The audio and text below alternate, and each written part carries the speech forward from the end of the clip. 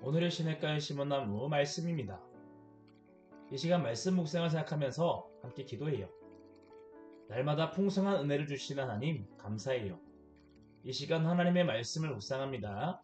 성령님 말씀을 잘 깨닫도록 도와주시고 믿음으로 순종할 수 있도록 함께 해주세요. 예수님의 이름으로 기도합니다. 아멘. 오늘 우리가 함께 나눌 하나님의 말씀은 사도행전 27장 22절에서 25절까지 말씀이에요. 우리가 이 시간 하나님의 말씀을 함께 한 목소리로 읽겠습니다. 시작!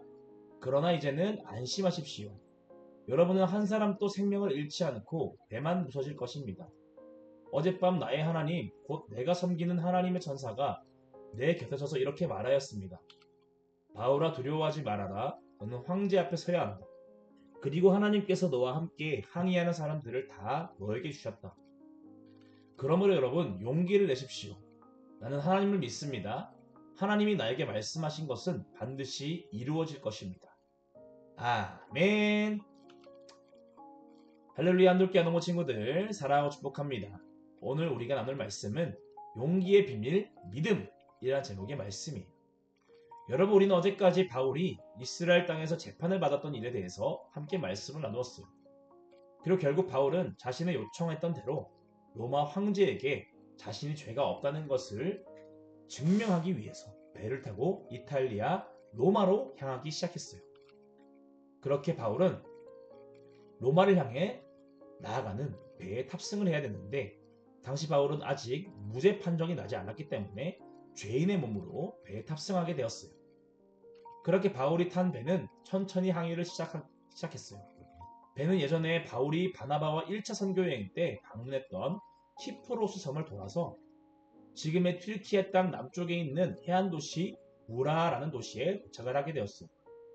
그리고 거기서 이탈리아로 가는 배인 알렉산드리아라는 배를 만나서 그 배로 옮겨 타게 되었죠. 배는 크레타 섬 남쪽에 있는 미항이라는 항구에 도착을 하게 되었어요. 그리고 그때 날씨 문제로 인해서 계속해서 배를 항해했다가는 큰 위험에 빠질 수도 있는 상황이었기 때문에 바울은 로마 군대 부대장에게 계속해서 항해하면 배가 파도를 견디지 못해서 가라앉아 버릴 것이요. 그러면 모든 사람들이 죽을 수도 있어요.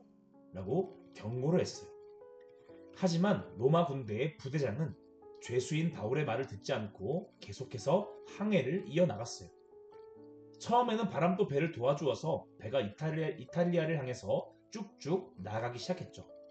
하지만 곧 유라굴로라고 하는 폭풍이 몰려오기 시작했어요. 배는 곧 폭풍에 휘말렸고 결국 사람들은 우리는 살 수 없을 거야 라고 하는 불안함과 두려움에 절망에 빠지고 말았어요. 그런데 그때 바울이 일어나서 말했죠. 그러게 여러분들, 제 말대로 항해를 늦추지기로 섰어. 하지만 여러분, 힘을 내십시오. 여러분들은 아무도 죽지 않을 겁니다. 어젯밤 제가 믿는 하나님의 전사가 저에게 와서 바울아, 두려워하지 말아라. 너는 반드시 로마 황제 앞에 서야 한다. 하나님께서 너와 모든 사람들을 안전하게 지켜주실 것이다. 라고 말씀해 주셨습니다. 그러니 여러분, 힘내십시오. 하나님 말씀하신 그대로 될 것을 저는 믿습니다. 그리고 하나님께서 말씀하신 그대로 14일 정도 시간이 흐른 후는 곧 육지 가까이에 도착을 하게 되었어요.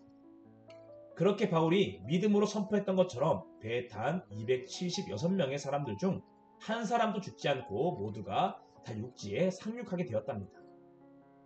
여러분, 바울은 배를 타고 로마를 향해 나아가고 있었어요. 로마를 향한 길은 하나님께서 말씀하신 길이었죠. 여러분, 우리가 생각하기에 하나님께서 말씀하신 길이라면 그 길도 평탄하고 문제도 없어야 될 것 같은데 오늘 바울이 나아가는 길은 어땠나요? 큰 폭풍을 만나서 모두가 물에 빠져 죽을 수도 있는 큰 위기를 맞게 된 거예요. 여러분, 보통 사람들은 그런 상황 속에서 어떤 생각을 하게 될까요?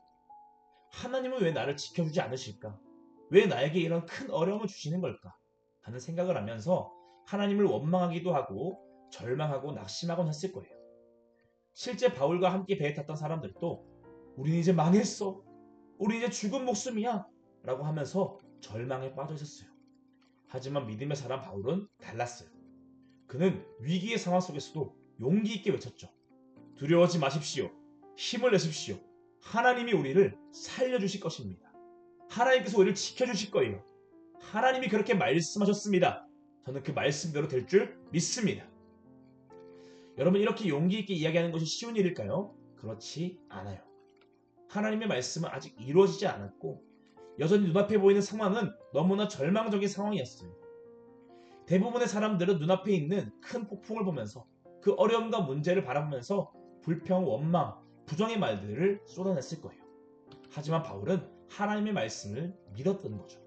그리고 그 말씀대로 믿었던 그 믿음이 바울로 하여금 용기 있게 말씀을 선포할 수 있게 했던 거예요. 여러분, 오늘 우리도 때때로 눈앞에 보이는 상황이 어렵고 힘들 때 자꾸 입으로 무슨 말을 할까요? 난 망했어. 끝났어. 난 왜 이렇게 재수가 없을까? 라고 하는 부정적인 말을 하게 될 때가 많아요. 그런데 여러분, 정말 하나님에 대한 믿음이 있는 사람들은 부정적인 말을 하지 않는 거예요. 용기의 말, 믿음의 말을 하게 되는 거죠. 하나님이 도와주실 거야. 하나님이 이기게 하실 거야. 하나님이 다시 일어설 수 있게 해주실 거야. 여러분, 그리고 하나님은 믿음으로 선포하는 자의 삶 가운데 뭐라고 말씀하실까요? 너의 믿음대로 될지어다. 아멘.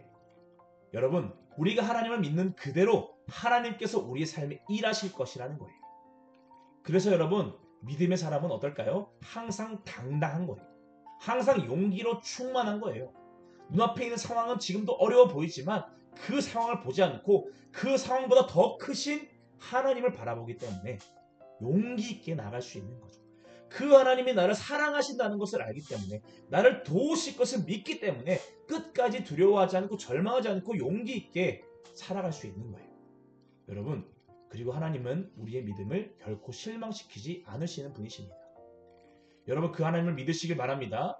그렇게 바울과 같은 믿음의 사람, 용기의 사람이 되어서 우리가 믿는 그대로 우리 삶 가운데 일하시는 하나님을 경험하며 하나님께서 우리의 삶에 놀라운 기적을 베푸시는 것을 누리며 살아갈 수 있는 한돌 어린이 친구들 다 될 수 있기를 주님의 이름으로 축복합니다. 이 시간 말씀을 생각하면서 함께 기도해요. 하나님, 오늘 저에게도 바울과 같은 믿음을 주세요. 어떤 상황에서도 제 입술에 불평불만, 부정적인 말은 떠나가게 하시고 용기 있는 말, 믿음의 말을 고백하며 하나님께서 나의 믿음대로 일하시는 것을 경험할 수 있게 해주세요. 예수님의 이름으로 기도합니다. 아멘.